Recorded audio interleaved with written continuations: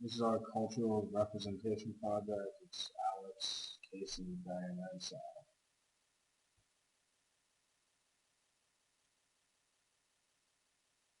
Three cultures we chose to examine are gym culture, vibe culture, and dorm culture. There are a lot of different cultures you could choose in a small place like Ohio University. We thought these would be good ones to compare. Gym culture has a lot of different nonverbal and verbal communications. In all three of these cultures, we're going to really talk about like the different kind of communications. In gym culture, we have verbal communications like asking for a spot, asking when your sets are left, using doing different workouts, machine use, and working in with others. And all those kind of come from nonverbal communication, like holding eye contact too long. When someone holds eye contact with you in the gym, it usually means they want something from you, like asking for a spot or working with others. The eye contact is important because a lot of people use headphones when they're in the gym, and that to me the only way to get someone's attention. There's a lot of unwritten rules in the gym that people don't know if they haven't gotten to the gym for a long time. When you see a water bottle next to like a bench, you can assume that someone's using it, or if there are a lot of weights left on the bench, you should assume that someone's using that, which is why re-racking weights is important because when people see a lot of weights there, they can assume someone's using it.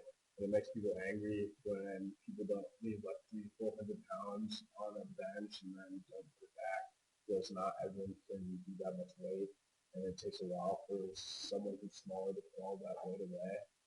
Um, Another nonverbal communication is waiting before using the machine. You should always wait to make sure that no one's using that machine. You give it a few seconds and look around and make sure no one's close to it or no one's been using it. Um, a weird gym rule is don't correct how someone lifts. It's pretty much known by all to never talk about how someone else is lifting, even if you think that they could hurt themselves. You just let the person hurt themselves and learn from their own mistake, which is really odd, but that's just how another gym rule. Socialization is definitely frowned upon in the gym, and compared to our other two cultures like dorm culture and bar culture, people prefer socialization. But texting too much between sets can waste other people's time, especially if they're waiting on that machine. Dropping weights is another thing that annoys a lot of people. But most people come to the gym to one workout, but also to relieve stress. And if you're being loud and dropping weights, you're adding stress to those people, and that can be extremely annoying. Next culture we are going to cover is bar culture. Bar culture is a lot more verbal than gym culture. Talking to people is a lot more important in bar culture than it is gym culture. Saying excuse me, asking to order drinks, being courteous in conversation, and purchasing rounds for other people are all verbal communications that are important. You should use verbal communication that also give a bartender's attention. There's a lot of rules, and that is also a non-verbal communication, like holding out money when you get a bartender's attention and show that you're ready to buy a drink. There's a lot of un- unwritten rules of being in a bar. No one wants you to throw up in there because that's just disgusting. No one wants people to pass out. You don't want to be belligerent. And all those things can really take away from other people's experiences at the bar, and I think just trying to have a good time. Buying a drink for a girl is a message that you're interested or you want to talk to her more, and that might not be the same in every single culture, but in American bar culture, that is definitely a thing. There are a few different types, verbal, nonverbal. Some verbal, dorm culture, things that come across quite a bit are asking to borrow something from your roommate or maybe from someone down the hall. Knocking on the bathroom door is just kind of a common courtesy thing, so you don't walk in on somebody that might be using the restroom. lost and found items. If you ever find something that isn't yours around the dorm, it's always good to hopefully find the person who owns it. Organization of events. Always ask your roommate or some people on the dorm if it's alright if you have some friends come over and you like to let me know loud that night.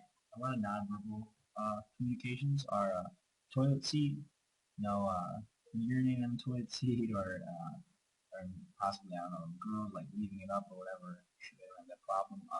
Clean sinks is always really good after you brush your teeth. Don't let all the foam be all over the sink.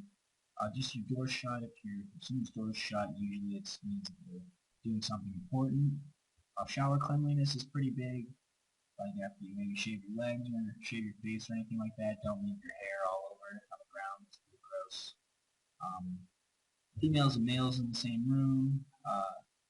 If your roommate's bringing back a lady friend, maybe his girlfriend, kind of give them maybe a little bit of space, or vice versa.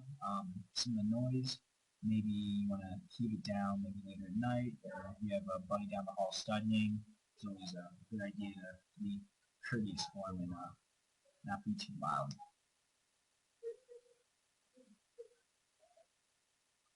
For a conclusion, some similarities and differences between each culture, but what we really noticed was that there's a lot of nonverbal communication that is used between people in all of the cultures, which was extremely fascinating, extremely interesting. There's much more nonverbal communication in our day-to-day lives than we actually realized.